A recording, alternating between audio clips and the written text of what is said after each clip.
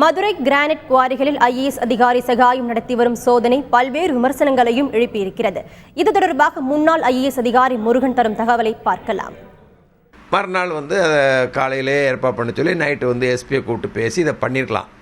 அதை விட்டுட்டு நான் இங்கேயே உட்காந்துக்குவேன், தரையில் உட்காந்து சாப்பிடுவாங்களாம். இது விளம்பரத்திற்காக பண்ணப்பட்டதாக நம்ம தெளிவாக இருக்குது என்னை பொறுத்தவரையில்.